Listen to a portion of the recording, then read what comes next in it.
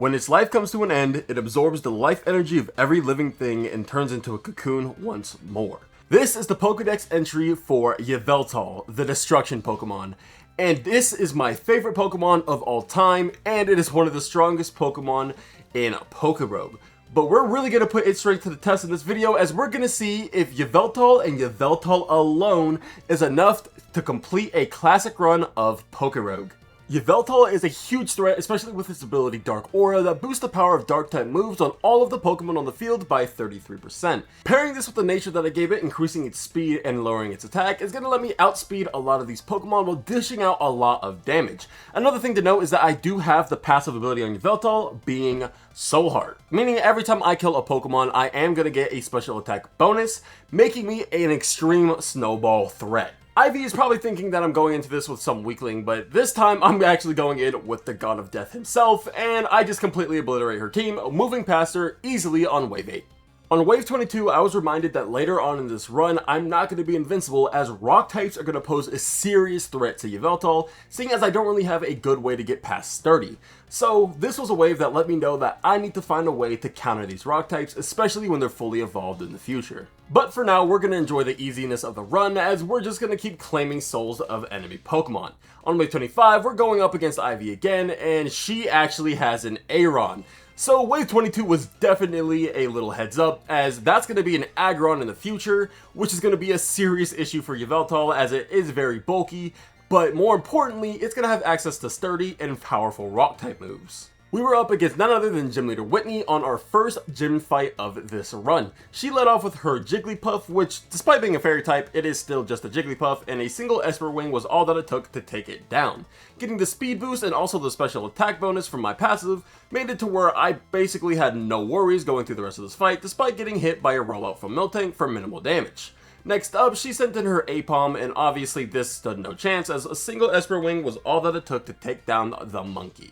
After jumping a bunch of thugs in the slum and running into some Team Plasma grunts, and then of course freeing Whitney's Miltank from the likes of the black market, we found a time machine that after we went through it, we got sent to the Dragon Wasteland and got up against a boss Jangmo-o. After utterly annihilating this Jangmo-o, it was time to fight Ivy once again, as she led off with her fully evolved Samurott. I decided to go off with a Snarl, which did drop Samurott below half HP, meaning that one more is all that it would take to knock out the weird water thingy. After it went down, my Soul Heart activated and I got +1 in my special attack, which didn't matter at all because Lairon had Sturdy. So after getting 1 HP, it did retaliate with a Rock Slide, but it's still just a Lairon, which means it didn't do too much. I went for an Esper Wing here just to get that speed boost and of course that special attack boost from my passive, as I got the opportunity to learn Roost.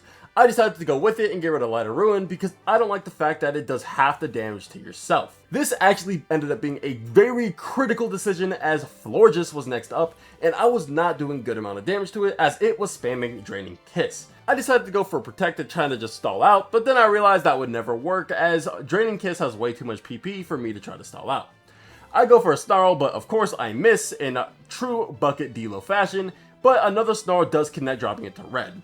Of course, she just keeps using Draining Kiss, and this is basically just a back and forth battle until eventually I do get to knock it out with an Esper Wing, landing a critical hit and raising my speed. The next Pokemon that Ivy decided to throw out was none other than Noctowl, and of course this was not any threat to us, so I decided to go for a Roost just to get a little bit more HP before hitting it with a critical hit Snarl, taking it out and defeating Ivy once again. Next on the list was Gym Leader Clay, but he wasn't going to be too much of a threat at all as he led off with his Golett.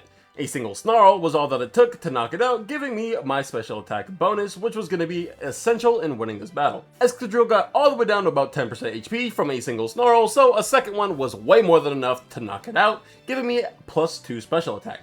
Krookodile was up next, and I actually didn't really have anything to fight this other than Snarl, as Esper Wing just doesn't affect it at all. A single Snarl didn't drop it to half HP, so I decided to play it safe and go for a Roost to get a little bit of HP back. I'm glad I did this because a second Snarl wasn't enough to take it out, but the third one was, getting us to +3 special attack thanks to our passive Soul Heart. Next up, Clay sent out Seismitoad, and this wasn't a threat at all, as a single Snarl is all that it took to knock out the oversized frog, granting us our victory. Somehow we ended up in the mountain, where we would fight a couple of Plasma Grunts, and luckily for us, we got access to the Scope Lens, which basically just grants us an extra chance for critical hits. And pairing this with Esper Wing, there is a very high chance that we get a critical hit every single time we use the move. On wave 66, we ran into Team Plasma boss Cobras, and he was very interested to see how we were making it this far with Yveltal. And of course, I told him that it's because it's the friendship and the bond that we've built while going through all of these waves. Of course, this was a total lie. It's actually because Yveltal is a legendary Pokemon, and these scrubs like Magneton have zero chance of beating it ever. After entering a fiery volcano, one of the most beautiful acts of nature occurred, and it was none other than Yveltal hatching out of an egg given from our Yveltal. This Yveltal though had Fiery Wrath, a very rare egg move that is going to give us a significant power spike. Fiery Wrath is a move that hits both targets and does incredible damage while also offering flinch, so the second that I get my hands on that memory mushroom, we are going to be having that on our Yveltal in this run. On wave 83, I ran into Ronald, and not Ronald McDonald, instead this is Ronnie 2K.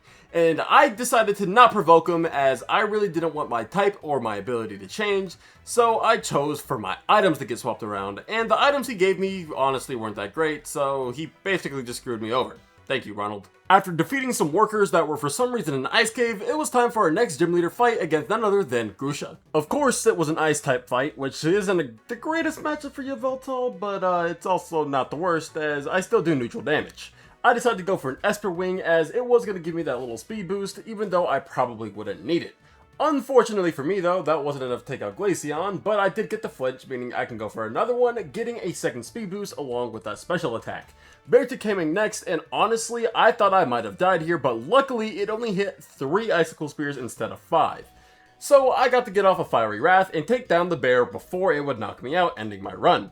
Next up, Frostmouth came in, and I just went for an Oblivion Wing, which was of course super effective, getting me all the way back up to nearly full HP.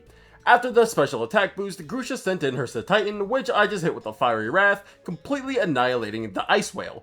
After this, Glacia only had one Pokemon left, being Altaria, and a single Fiery Wrath was all that it took to knock out the Cloudbird, giving me the next victory. Ivy tries to get in the way again, but you know how this one went, so now we're up against none other than Ghetsis. The Master Manipulator himself was going to be somewhat of a threat to us, but definitely not his Cofagrigus, as he immediately swaps it out into his King Gambit, which, smartly enough, took minimal damage. Now, I honestly, once again, didn't really have a good move against this thing, so I decided to just keep going for some Fiery Wrath before switching to Oblivion Wing, which ended up probably saving me, as the little bit of health that I got after each turn did start to add up, especially after Iron Head got me down all the way into the red. Now, after I ate a berry and got that special attack up, I did take King Gambit all the way down to 1 HP, and with one more Oblivion Wing, I did knock it out, successfully surviving it on 46 HP.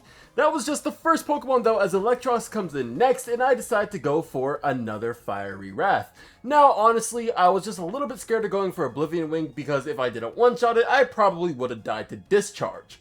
Hydreigon comes in next, and I go for an Oblivion Wing, which does get it down to its second health bar, and heals me back up into the yellow. It has Parental Bond as its passive ability, and that was really scary, but it doesn't do enough damage, as one more Fiery Wrath was all that it took to knock it out. I decided to go for an Oblivion Wing against Drapion, which did take me all the way back up to almost full HP, with Basculegion coming in, going down immediately to a Fiery Wrath. Ghetsis was now on his last Pokemon, and after he sent in Cofagrigus once again, Fiery Wrath annihilated it, completely dismantling Ghetsis' team. On wave 120, the next gym leader we'd be fighting is none other than Lenora and her team of normal types. She led off with her Drampa, which wasn't going to pose too much of a threat until it landed a glare, paralyzing me. Luckily, I did have a Lumberry on me, so the paralysis went away the next turn, as I'm now +2 speed, knocking it out with a Fiery Wrath. After the passive Soul Heart proc, Braviary came out next, but I'm so fast at this point that I'm pretty sure nothing can take me down, as after a couple of hits, Braviary does fall. Watchog comes in next, and to be honest, I don't know why they give a gym leader a Watchog, but you know what, it's not my game. Komalo comes in next and just starts getting obliterated, so at this point, there's pretty much nothing Lenora could do, especially as I have Oblivion Wing, which is going to keep healing me after every turn, and I keep getting stronger after every takedown. Autono goes down, and we finally beat Lenora, which was pretty easy. After purchasing some completely legal substances, it was time to fight our rival Ivy once again, but this time, if you guys have played PokeRogue, y'all will know that she has a little bit of an ace in her team now. Samurott leads off first, and obviously this is not the ace, as she switches into Aggron, which does take a lot of damage from Fiery Wrath, allowing me to two-shot it without ever taking a hit, and the Sturdy never procs.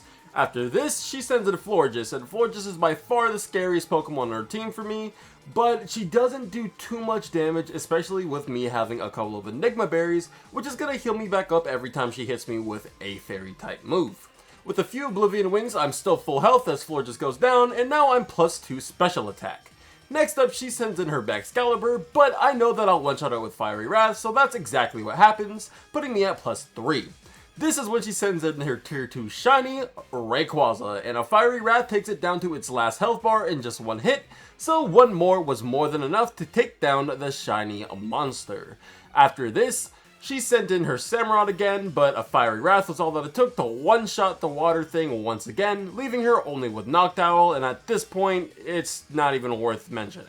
We were once again up against another Ice-type gym leader, but this time it was Melony. She led off with her Frostlass, and after hitting me with a Frost Breath, I missed my Fiery Wrath.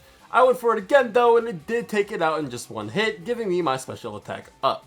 Lapras gets sent in next, which could have been a significant threat, especially with Terra Ice, but for some reason she decided to go with a Surf instead of something like Ice Beam. So with a couple of Fiery Wraths, I was able to take out the Lapras pretty easily.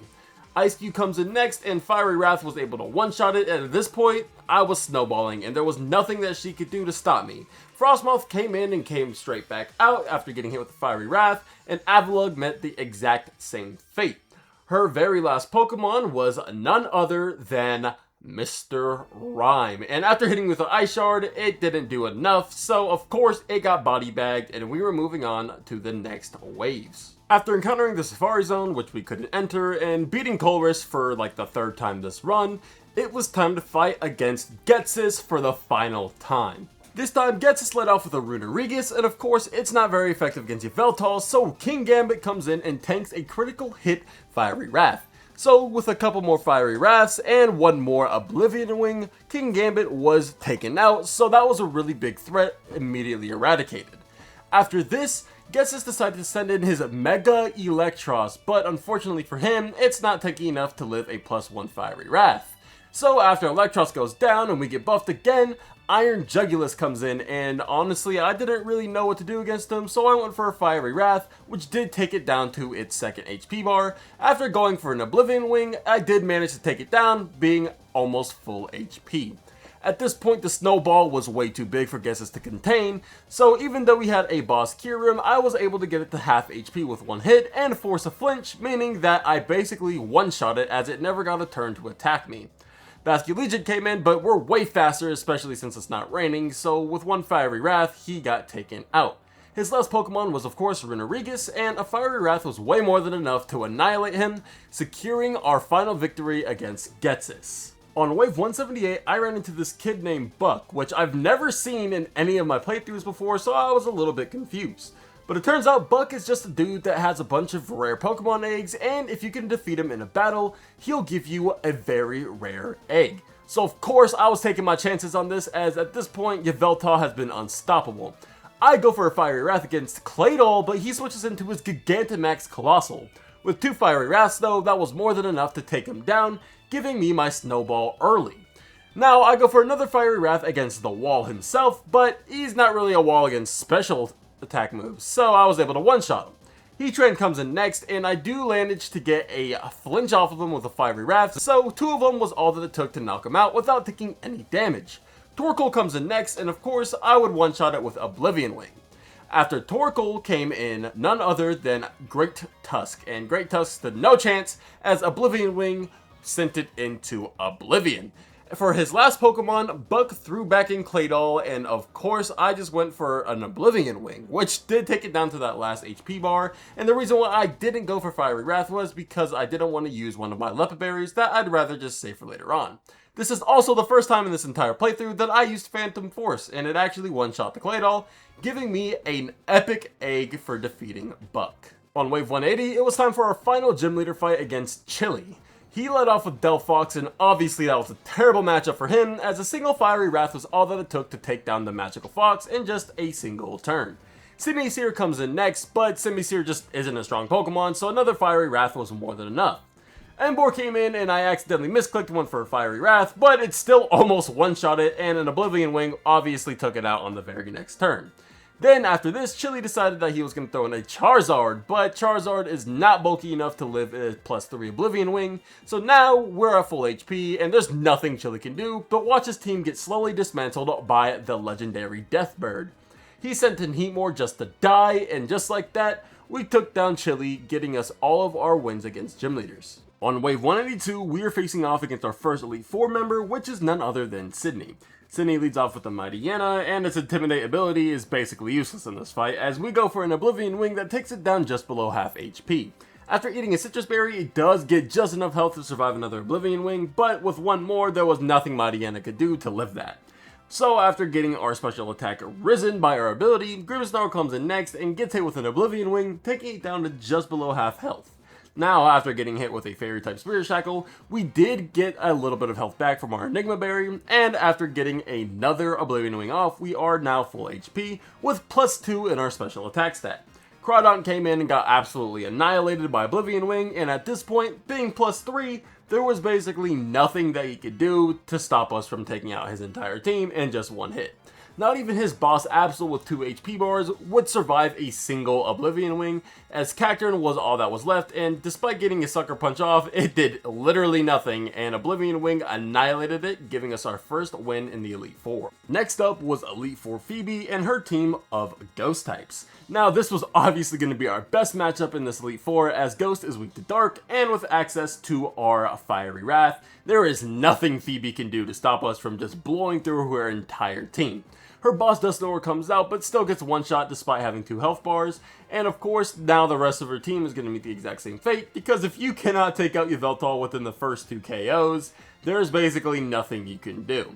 So she sends in her Banette and terrestrializes into a Ghost type before going for Sucker Punch, which does basically nothing to me, as I just one-shot it with a Fiery Wrath, and Decidueye comes in and gets hit with an Oblivion Wing, getting me back up to full HP, but also defeating Phoebe in 6 turns. On wave 186, we are up against Elite Four Glacia, and of course, we're going up against another Ice-type trainer, but honestly, at this point, Yveltal's so juiced, I don't know if it really matters. Abomasnow gets one shot by Oblivion Wing, as Alolan Ninetales comes in next, and there's not really anything I can do that's going to do crazy damage.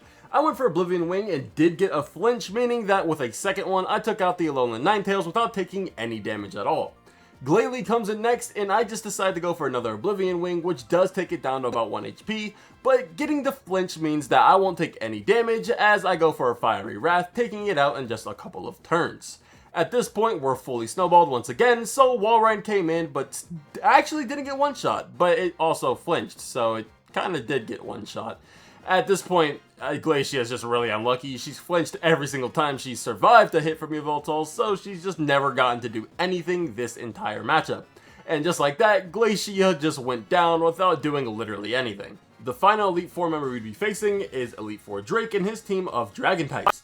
He led off with his Cloudbird, which just barely lived the Fiery Wrath, but of course it flinched, meaning that it went down without doing anything, and we just got a free speed and special attack bonus. Salamence comes in next and drops our attack stat, but that's our most useless one as we hit it with a critical hit Fiery Wrath, which one-shots it. Next up is Dragalge, and we're already +2 in special attack, and we already took out his boss Pokemon, which means there's nothing he can do for the rest of this fight unless he has a Pokemon that resists me. After taking out Flygon with another Fiery Wrath, we're now +4, and his last 2 Pokemon better one-shot me before I hit them, otherwise this match is over. Hydrapple was not able to do that, and Drake is on his back legs with just a Delmise. After terrestrializing, he gets one shot, and just like that, we took out every single member of the Elite Four. On wave 90, it's time to go up against champion Wallace, as he leads off with a Pelipper that sets up the rain on the very first turn. I go for a Fiery Wrath, one-shotting Pelipper and getting my special attack bonus before he sends in his Melodic.